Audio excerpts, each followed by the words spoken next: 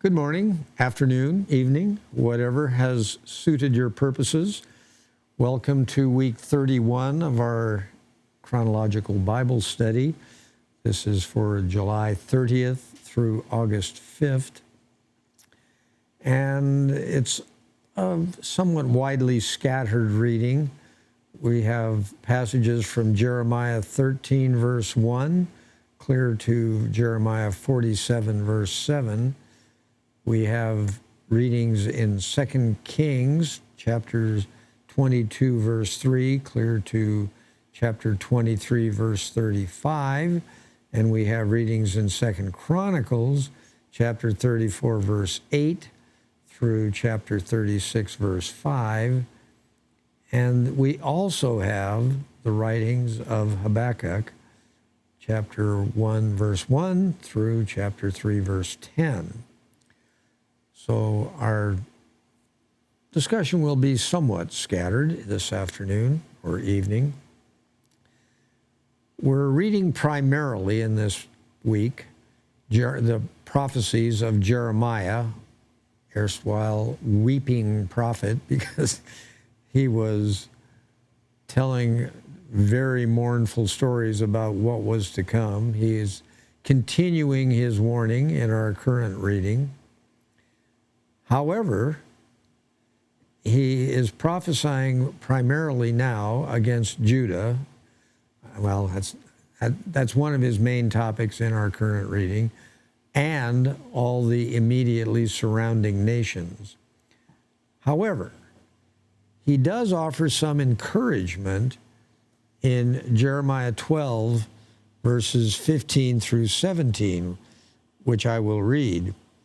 These wicked people who refuse to listen to my words, who follow the stubbornness of their hearts and go after other gods to serve and worship them, will be like the belt. He had buried a linen belt for an unknown, relatively long period of time, and it was found to be completely destroyed, I guess we could say. And so, in fact, that belt was not useful. It will be like this belt, completely useless. For as a belt is bound around a man's waist, so I bound the whole house of Israel and the whole house of Judah to me, declares the Lord, to be my people for my renown and praise and honor. But they have not listened.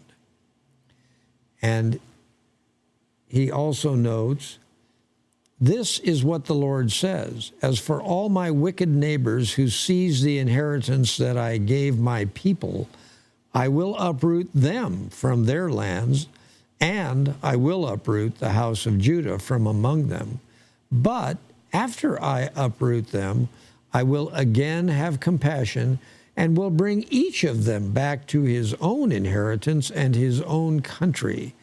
And if they learn well the ways of my people and swear by my name, saying, as surely as the Lord lives, even as they once taught my people to swear by Baal, then they will be established among my people.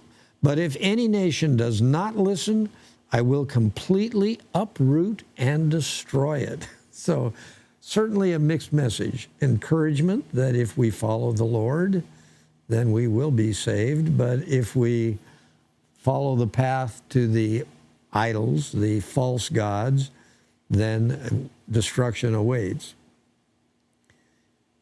So I find it interesting that Jeremiah in my book here, Jeremiah is seemingly unsure. This is in Jeremiah 14, 13 through 15. Jeremiah is seemingly a little bit unsure about his own testimony. I find this quite encouraging that even though a famous, direct prophet of God is sometimes thinking to himself, I wonder if I've got the story straight. I'll read that passage. But I said, Ah, sovereign Lord, The prophets keep telling them, meaning the people of Israel, you will not see the sword or suffer famine. Indeed, I will give you lasting peace in this place. And God responds to Jeremiah, the Lord said to me, the prophets are prophesying lies in my name. I have not sent them or appointed them or spoken to them. They are prophesying to you false visions, divinations, idolatries, and the delusions of their own minds. Therefore, this is what the Lord says about the prophets who are prophesying in my name. I did not send them, yet they are saying, no sword or famine will touch this land. Those same prophets will perish by sword and famine, and the people they are prophesying to will be thrown out into the streets of Jerusalem because of the famine and sword. There will be no one to bury them or their wives, their sons, or their daughters. I will pour out on them the calamity that they deserve. Not an encouraging message. Not the least bit encouraging. Nonetheless, we will carry on. Historically, we recall that Josiah, who was the son of an evil king, Ammon, became the king of Judah in about 1639 BC. And at that time, he was only 8 years old. Now, throughout his upbringing from 8 to where we're reading today, under mostly Zephaniah's tutelage, but also, I would say, somewhat because of Jeremiah's messages, which are being brought out during the early part of, during all of his kingship, Josiah clearly attempted to do right. And Jeremiah explains God's ways to us. And I will find my passage here that I want to read to you. This is a famous passage because God is explaining his authority to destroy and build up different kingdoms. This is the famous Jeremiah and the message of the potter. This is the word that came to Jeremiah from the Lord. Go down to the potter's house, and there I will give you my message. So I went down to the potter's house, and I saw him working at the wheel. But the pot he was shaping from the clay was marred in his hands. So the potter formed it into another pot, shaping it as it seemed best to him. Then the word of the Lord came to me, O house of Israel, can I not do with you as this potter does to the clay, declares the Lord? Like clay in the hand of the potter, so are you in my hand, O house of Israel. If at any time I announce that a nation or kingdom is to be uprooted, torn down, and destroyed, and if that nation I warned repents of its evil, then I will relent and not inflict on it the disaster I had planned. And if at another time that I announce that a nation or kingdom is to be built up and planted, and if it does evil in my sight rather than good, I added that, and does not obey me, then I will reconsider the good I had intended to do for it. So that pretty well sums up God's plan and the path to mercy and the path to justice. So that kind of passage is what makes Jeremiah known as the weeping prophet. He is constantly unveiling sad messages. So let's look at a little bit of the history of these events, further history. So Jeremiah clearly states that Pharaoh will not be the threat. Pharaoh is not the threat to Israel. I said I had a passage for that, but right now I can't find it. So we'll just move right along. However, he does clearly state that the actual threat is Babylon. And that's interesting because at the time of writing, this was not yet a great empire. It soon would be, but it was not yet. In about 621 BC, Josiah directed the rebuilding of the temple. So Josiah is gaining confidence. He's obviously older now. And during that, he discovers, the workers, discover the book of the law, and it is read, and Josiah concludes that we must follow these rules, these laws that God has promulgated. So in the passage in our reading is in 2 Chronicles chapter 35, about verses 16 through 19. So at that time, the entire service of the Lord was carried out for the celebration of the Passover and the offering of burnt offerings on the altar of the Lord, exactly as King Josiah had ordered. The Israelites who were present celebrated the Passover at that time and observed the Feast of Unleavened Bread for 7 days.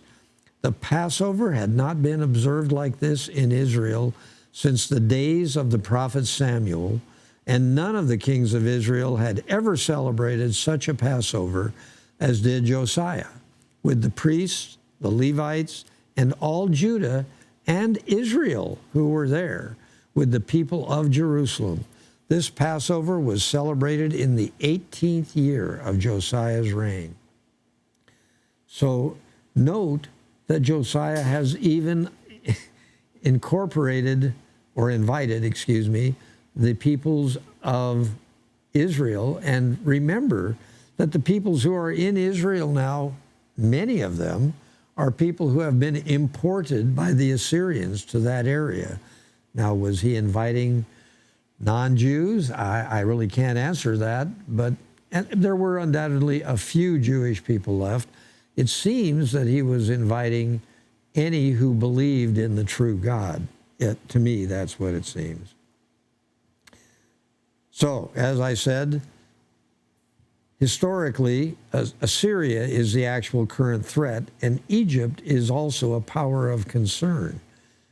In 612 BC, the Babylonians, with other northern support, actually captured and destroyed Nineveh.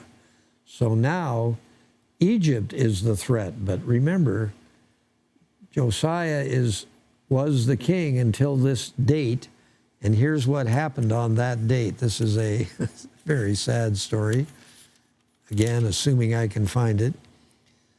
This is in 2 Chronicles chapter 35, verses 20 through 22. After all this, when Josiah had set the temple in order, Necho, king of Egypt, went up to fight at Carchemish on the Euphrates, and he was there going to fight against the Babylonians. The Assyrians had already been destroyed, but Necho, the king of Egypt, was determined to become the ascendant power.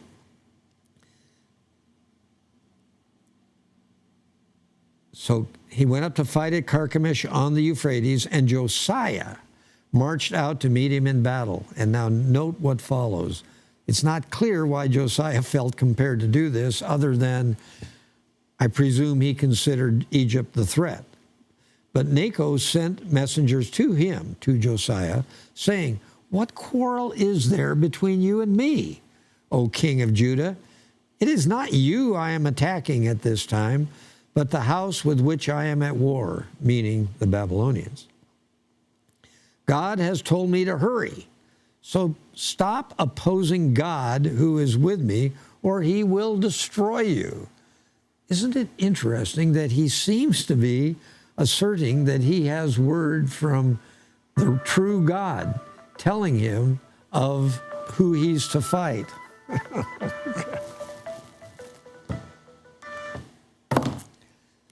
So I find it interesting that this resulted in the death of Josiah. It saddens me that he died that way, but that's what happened.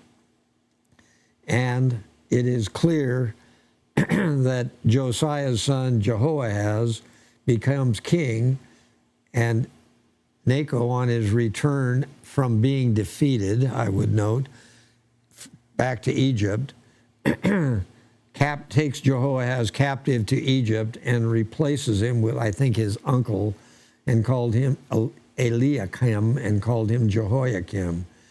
And what a surprise, Jehoiakim is evil and remains a vassal to Egypt. Then I would bring to your attention